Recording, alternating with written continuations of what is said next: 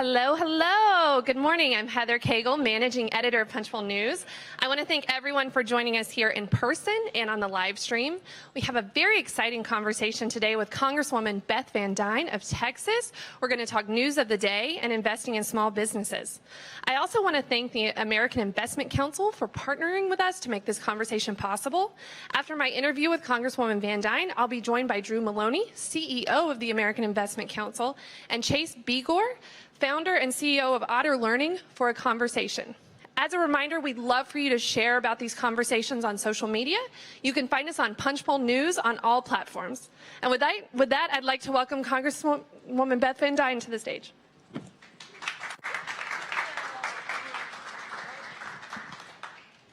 Congresswoman, thank you so much for joining us today. I know it's a busy day. You guys are headed out of town for the recess, or the district work period, as some lawmakers like to call it. We will see. Yeah. I'd like to start with a few news of the day questions. One of the big issues this week, particularly in the House, has been government funding. And we've seen... Isn't that always an issue of the day? Right. We've seen House Republicans really struggle to pass two normally kind of non-controversial bills, military funding and then the agriculture funding bill. The agriculture bill might actually September due to disagreements within your conference. I'm wondering, how worried are you, just given how things have gone this week, about a government shutdown in September? Look, I have seen miracles come out of our conference. You know, when we passed the Limit, Save, Grow bill, I don't think people thought that we were capable of doing that. The fact is that we all have concerns. We all are representing very diverse districts. And one of the things that I appreciate the most about Speaker McCarthy is the fact that he understands that. You know, the first thing he said during freshman orientation to the group of us was, you know, I'm expecting three things from you.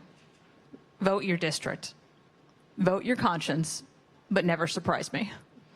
And I think the conversations that you are seeing amongst all of the members are positive.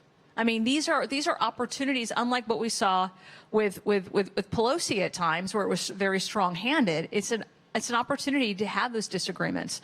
Yeah, it's ugly. I mean, you're seeing sausage being made. Nobody likes it.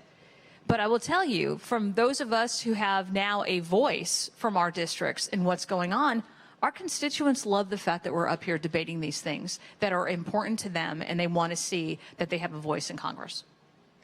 Are you worried, though, that we'll get to the end of September and you have a Republican House, a Democratic-controlled Senate, President Joe Biden, a Democrat in the White House? I mean, how do you square all of these circles, you know, and get a funding bill across the finish line? We'll figure this out.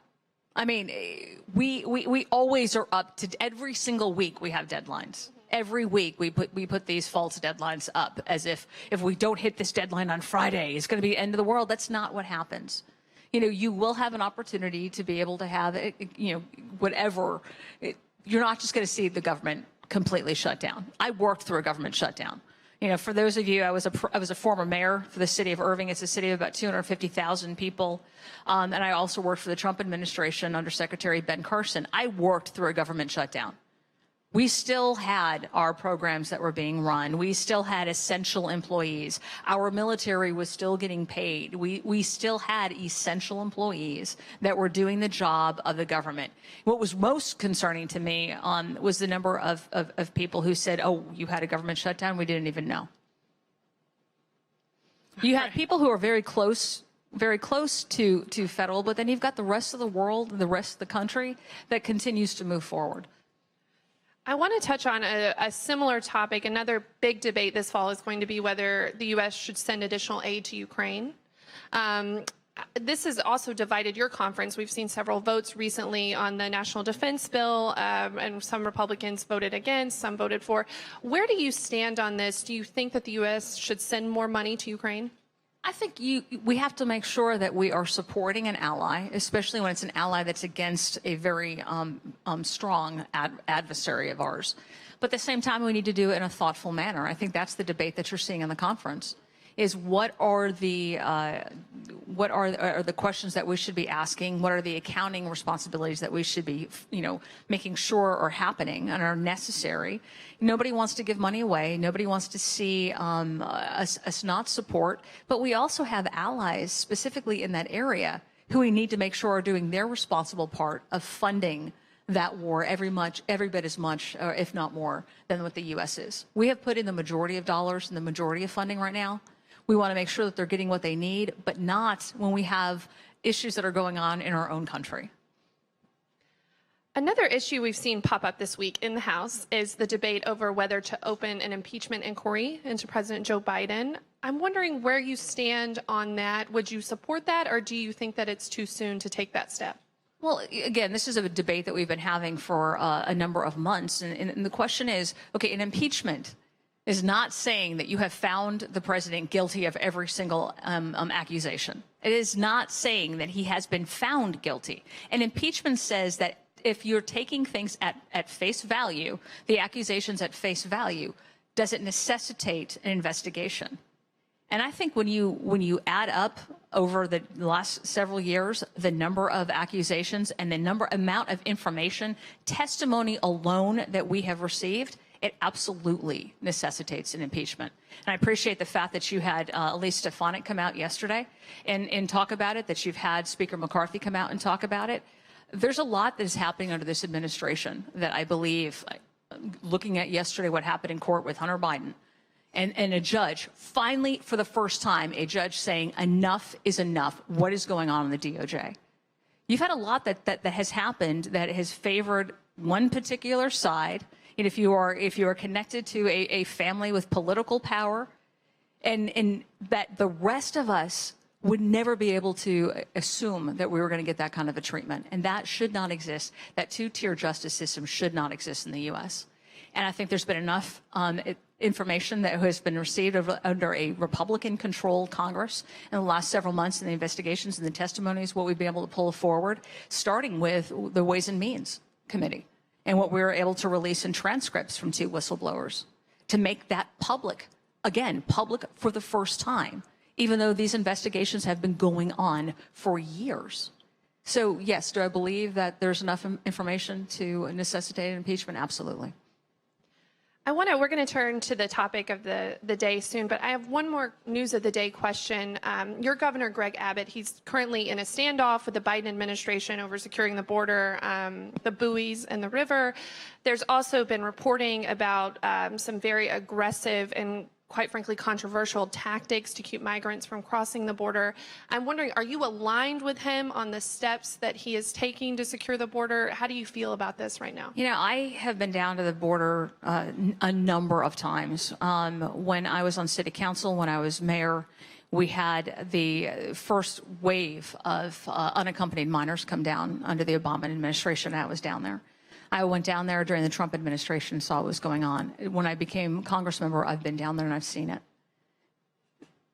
The level of human terror, the level of human slavery that is happening at our border right now, for you who have seen it firsthand, know what I'm talking about. The fact that we're allowing that, permitting it, actually motivating it, in some stance under this administration, I believe is criminal. Do I support the idea that states now are having to take it upon themselves to be able to protect their borders? They shouldn't be put in that position. But when we are allowing people to come into our country, and it's estimated that by the time Biden finishes his first 4 years in office, we're going to have 14 million people who have entered our country illegally. And if you think about that, that's the population of a number of states put together in 4 years. When you think about the amount of fentanyl that has come over, the effects that has had. And let's not even think about people who are on the potential terrorist watch list, who are gang cartel members who are coming over. Think about the effects in communities. And again, as a mayor who had worked with Immigrations and Customs Enforcement on making sure that we're having criminal elements in our community deported, what we found, we got attacked. We got attacked for that. But what we found was people wanted to live in a safe community. They wanted to live in safe neighborhoods. We became the 5th safest city in the country. Our crime rate plummeted when we had a very strong relationship with Immigrations and Customs Enforcement. The idea that you could do that today has been taken off the table. Not only are they opening up the borders, but then they are preventing communities from being able to protect themselves. So I think it's a desperate act that Abbott is having to do right now, because the Biden administration is not protecting our country. Thank you, Congresswoman.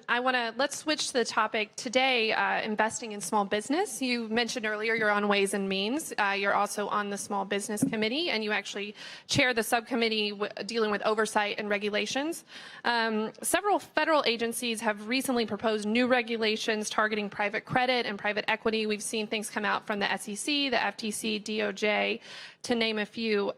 What is the impact, in your view, of these additional federal regulations on small businesses? God, I'm glad you asked that question. I don't know how many of you watched our oversight committee meeting last week in small business, and got to see firsthand, listening on the healthcare side, what the regulations were doing, how they were crushing small businesses.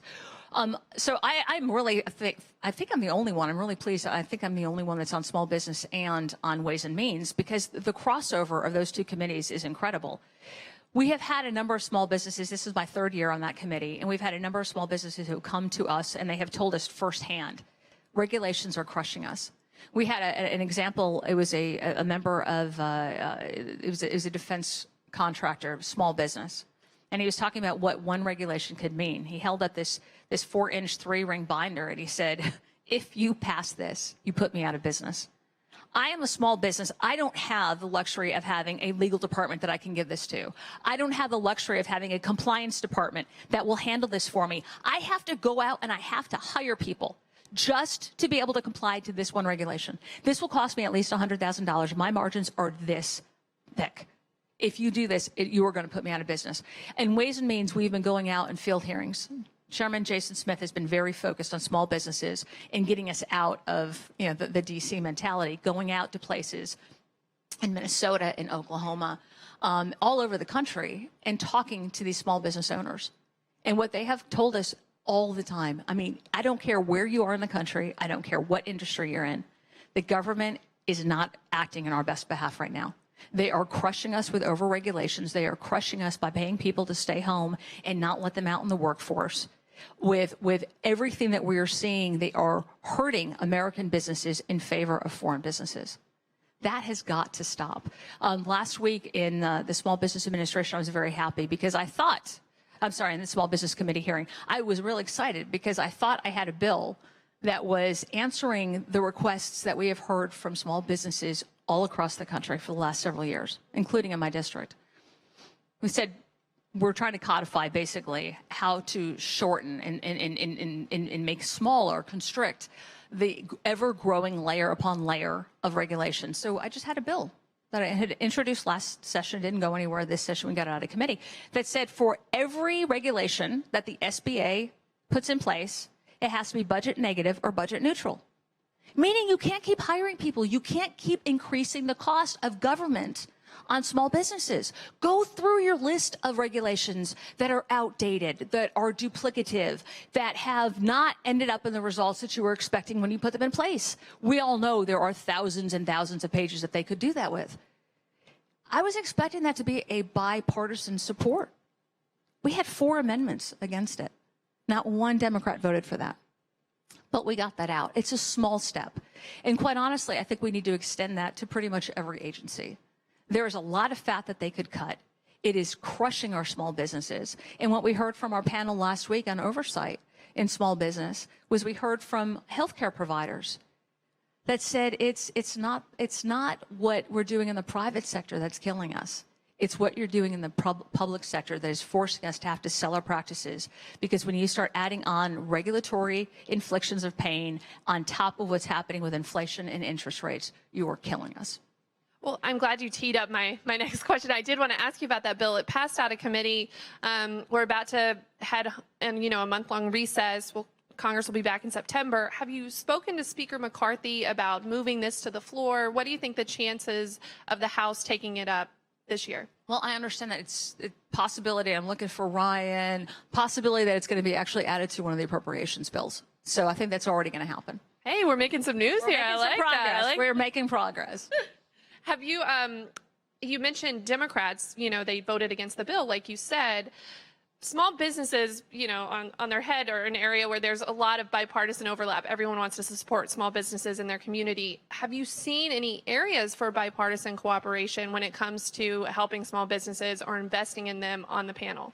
Well, I do think you're gonna see regulatory reform. It's not sexy.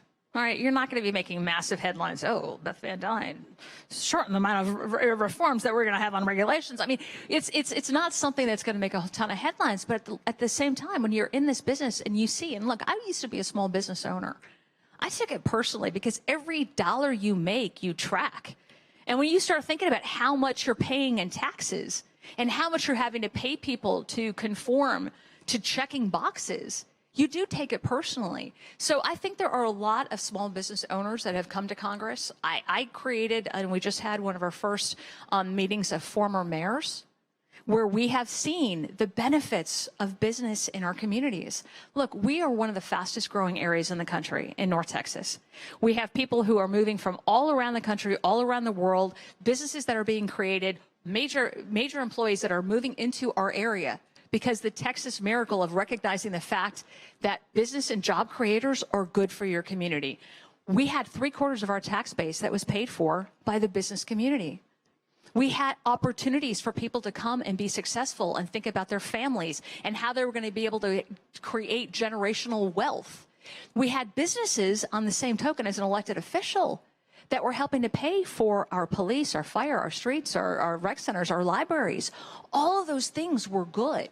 There's a reason why people are running from states like California that are crushing it, absolutely crushing their business spirit and making people want to leave. Let's face it, you're not moving to Houston in July for the weather, but you are moving out of San Diego because you can't take it anymore.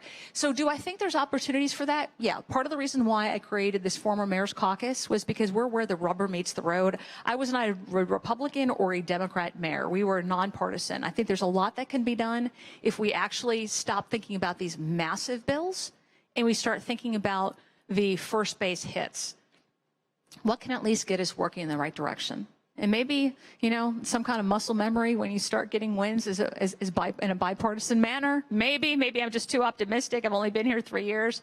But I think there are a lot that we can do. I would hope so. Last week's small business hearing made me think maybe not.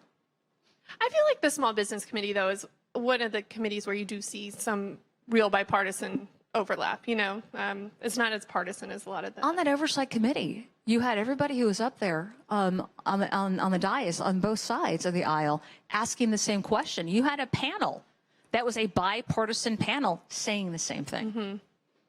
I want to ask you a little bit more about federal regulations. When you talk to Democrats, they say, you know, we see private equity growing and growing.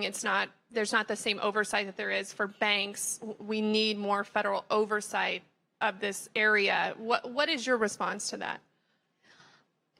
I think at the end of the day, it's about control. I think at the end of the day, when I see agencies like the SBA wanting to compete with the private sector and the amount of regulatory issues, when I have small community banks that come to me and say, look, we are being so overly controlled and the expectation of what our clients is being defined doesn't make any sense.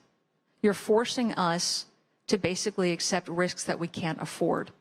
But if we don't check that box for no reason, if we don't check that box, we go out of business. So I think what you're seeing is a federal government that is completely out of control, that even at the congressional level, we are passing laws with certain intents. Laws are what we're passing out of Congress. Regulations are what the agencies are putting in place that at times are in complete disagreement with the intent of a law. But they're doing it anyway because we have not had that oversight that has been so necessary. I think they're running ramshot. I mean, looking at what's going on in the FTC and the abuse that they are having on American businesses, all because they are pushing an agenda. It has nothing to do with looking out for the best interests of our economy. And what we're seeing from Biden inflation is, I mean, let's face it, Biden inflation is an economic vampire sucking out the lifeblood of communities, our economy, and small business owners and hardworking families. That is what we're seeing right now. And he is using his policies. What is going through the agencies are not helpful to our economy. There's a reason why his favored numbers are so bad. People are expecting it. They're seeing it. They're feeling it every day. That was quite an image you just put in my mind. Economic vampire. Yeah. We're almost out of time, but I did want to ask you a big topic. is the Small Business Administration. It hasn't been officially reauthorized in more than 2 decades. I'm wondering, do you think that there is an appetite in Congress to do that, and why or why not? I think what happened over the pandemic is that agency grew so quickly, had so much money to give out, and we're still trying to get our hands around where that money went. I mean, when you think about the billions and billions of dollars that were handed out to people who didn't have companies, who weren't working, who didn't have legal companies, who weren't even in our country, what we are doing to set up the guardrails around some of these agencies has to be looked at. So when we're talking about reauthorizing them, I think we all want to have a voice in the federal government that's looking out for small businesses, that are saying when we're having these regulations, this is the cost to small businesses. We want somebody advising the president, no. If you pass this, this is going to happen. We don't see it right now. So is there an appetite? Potentially. But the question is the SBA going to do its job, looking out for small businesses and not just being a puppet, a microphone of what the president and his administration are forcing down the necks, which is crushing American businesses? Yeah, I think you really touched on it, though. One of the main issues that we've seen is all of the money during COVID and the pandemic that went out the door. And now, we're starting to get some accountability for it. And where did it go, right? So, well, what we've been told by the IG's office is there's definitely fraud that has happened, definitely waste and abuse. Trying to prevent it from happening again is difficult. But of the billions and billions of dollars that went out, why are they not going after it? When they are looking at loans that were forgiven for $100,000 and saying, we're just not going to pay attention to that. I don't know about you. $100,000 means something to me.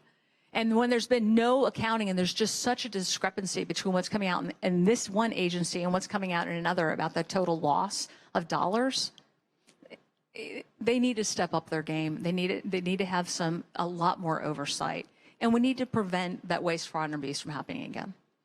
Congresswoman, we're out of time, but I want to thank you so much for this conversation. It was great chatting with you today. Thank you so much. And now I'd like to welcome Drew Maloney, CEO of the American Investment Council, and Chase Begor, founder and CEO of Otter Learning, to the stage.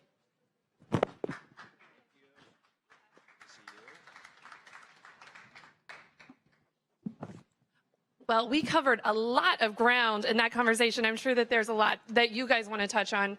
Drew, I want to start with you. We've talked a lot previously in these conversations about the role private equity plays in small businesses, but private credit also plays a significant, if lesser known role. Can you talk about private credit, what it is, and why it's important to small businesses? Yeah, thanks for having us here today, Heather. If you take a step back and look at the private funds marketplace, you have private equity and you have private credit. And the American Investment Council is the largest education and advocacy group that represents both private equity and private credit. And we go out and raise money, pool money from pension funds. And, there are 2 ways that companies like Otter Learning can grow, launch new products, survive downturns. And that's 1, they can sell their equity, or the private equity side comes in, or 2, they can go get a loan. And there's 2 places you can get a loan. You can get a loan from a bank, or you can get a loan through private credit. And I think what we've seen through, post Dodd-Frank and the 2008 financial crisis is that banks have had to restrict the amount of lending due to the regulatory burdens, capital requirements. So this created an environment where private credit funds can lend to these businesses that might not fit the bank profile, but these businesses like Otter Learning need the access to capital to grow. Chase, I want to turn to you. You actually use private credit to launch your business. Can you talk about your familiarity with it beforehand and why you chose to go that route? Yeah, of course. And thank you again for having us here today as well. Ironically, Otter Learning started using the Small Business Administration program, so in the banking system. We used the 7A program that sort of started our business, and a big advocacy or a big program that they like to see is having hard collateral real estate associated with the business that they're lending to. And when we sort of grew up through that program, sort of expanded beyond it. We did continue to partner with banks in doing so, but they really only came to us when we had real estate to give them, in essence.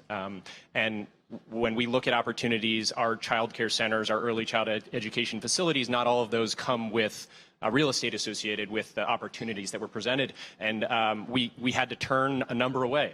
We had lots of small business owners that said we want to sell and partner with Otter Learning, and we were just unable to fulfill that sort of obligation or that opportunity set, and that's where private credit came in.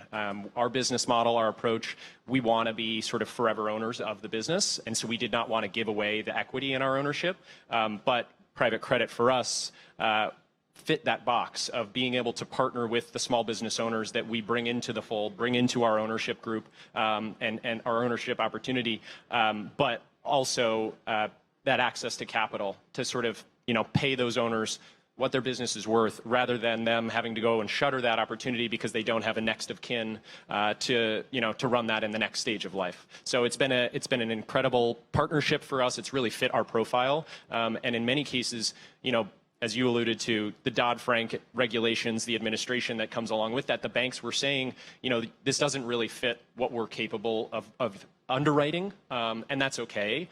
So it's really allowed us a larger opportunity set to grow our business, to partner with the community, which is, net positive across the board.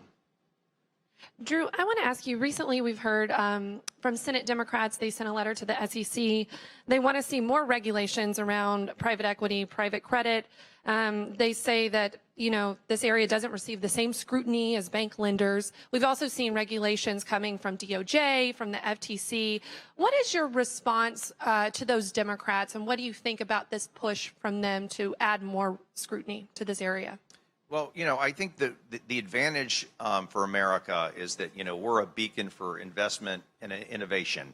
There's very few countries where like Chase and his partner Spencer can come up with this idea and build a center from starting with one facility and now being in 6 or 7 different states. And I think what you have to do is you have to create the regulatory environment that allows the economy to grow and do that. And I'll give you, sort of 2 examples of what's going on. I think currently that I believe there's bipartisan support for. Just last week, the House Appropriations Committee approved language that would require the SEC to look at all the rules that they're putting on private funds, and that's like 6 to 8 different rules, and look at them in aggregate. So what's it going to do to the small fund or the minority fund that's just getting started that now has to comply with 6 or 8 different rules, and then deploy capital to companies like Otter Learning? So you've got that going on. At the same time, as you mentioned, you have DOJ and FTC saying, hey, we don't like roll-ups. We don't like companies getting bigger. We don't necessarily want small businesses to sell to a bigger entity. And, it's a novel approach that I think they're pursuing, and the courts so far have been pushing back on that. But I think if you look at what Otter is doing, it's a great example of how sometimes growth really works. And Chase, it'd be great to sort of bring you in to this conversation, because when you're going and buying a child care facility now, in a lot of those facilities, the workers don't have benefits. The facilities need updated capital. So maybe spend a moment talking about like how private credit allows you and how your model allows for a much better setup for the family, the worker, and the community. Yeah, of course. It's a very interesting dynamic that Spencer and I observed before we started our business was, because of the fragmentation and the small business ownership, a lot of these are single owner occupied. So a husband-wife or an individual may own a child care center in a local community, and there's a few different elements that we observe that we're able to bring to the table. Now, being a larger business, which comes with its own puts and takes, but we think there's the net again would be a benefit. It's not only are we able to introduce benefits, meaning health, dental, vision, 401k. In most conversations, we ask owners, what are the benefits that you offer, your team members, and they say, oh, well, yeah, we have benefits. It's sick leave. If an employee gets sick, they may get a day, 2, 5 days a year, whereas we come in and we offer again, health, dental, vision, 401k. And then the other exciting element as well is, there's a lot of employees out there that are at these schools that are owned by a small business. And again, we partner with them. We love to do this. They don't have upward mobility, upward trajectory in their careers. We want to make a career opportunity for every single teacher that joins Otter Learning, and it's a recruiting tactic, right? It's presenting opportunity, sponsoring associate's degrees, education in the field. For us, as a larger business, that's something that we weren't, when we had our first school with 12 employees, we weren't able to offer that, but it was on our roadmap, on our North Star. And then the other element of private credit for as well is, again, we haven't given away the equity, but we get the benefit of the institution and the mind share of a great partner at the table with us. So we get to go through the different maturations of our business and have a partner to not be isolated. We talk to business owners constantly who are looking to sell or not looking to sell, but they always say we're starving for someone to have a conversation with about how to become better, how to improve our operations, and that's what certainly private credit and our partners have afforded us the opportunity to do so. And Chase, you started this business shortly before the pandemic and kind of really got going in the middle of the pandemic. Do you think that private credit, made this possible in some ways, in a way that if you had tried to start a business otherwise in the middle of a pandemic, it wouldn't have happened? Yeah, I mean, so I'll take two approaches to that. We got to 30 schools without private credit. It was tooth and nails, clawing away, fighting, with those banking, high regulated environments, and being told no quite often. And I think a lot of individuals would probably have given up or just said, hey, I can't get to where I can afford health, dental, vision, 401k. I'm going to stay at 2 schools. So we got there and we fought for that. But private credit has really presented the opportunity, and I don't want to say supercharge, but it's provided a new opportunity set where we couldn't look at, I would argue, 50% of the market of sellers or partners for us that didn't own their real estate or didn't fit into that banking, high-regulated Dodd-Frank box that the banks are, even in this environment, post-SVB, I think they probably see more regulation coming, and it's only getting worse. We consistently have more and more headaches every single day when we're trying to finance, real estate acquisitions or partnering the real estate with the operations. It's just getting harder, and so having that private credit partner for us continues to allow us that opportunity set for our employees to bring new team members on and really focus on, at the end of the day, a higher quality education experience for our students, having domain experts as a part of our organization and focused on these the schools themselves. We're almost out of time, but Drew, I want to touch on that a little bit more with you. You talked a little bit about this earlier, but can you tell everyone kind of what AIC's role is here in Washington? And when we talk about these regulations and Congress, what does the landscape look like over the next maybe 2 to 5 years? What are you watching? What are you worried about? Well, I think what we're seeing is there's going to be a constant need for capital, and it's going to require a lot of players, and that includes banks, it includes private credit, and it includes, others as the economy continues to grow. And you have to be flexible and you have to be dynamic. And I think that's one of the aspects of private credit that people don't quite understand. It's long-term capital. So it's not like traditional depositor capital that you have at the bank. The pension funds tie up this money for 10 years, so it's not going anywhere. So we can be more flexible if the times change. You go into COVID. We can, readjust the terms of the loan and move forward with that. But I think the other thing that a lot of people don't understand about both private equity and private credit is you get to partner with experts in industry, and they work hand in hand with Chase and Spencer and the team at Otter Learning to figure out how do they deal with certain complexities in the marketplace. They're looking around the corner. They're looking at 5 years down the road. And they will bring in experts to help them adjust to whatever challenges they have. And I think that's the mission is, we're bringing people up to Washington like Chase and others to explain how private credit and how the impact of private capital is in the marketplace and how beneficial it is to small businesses across America.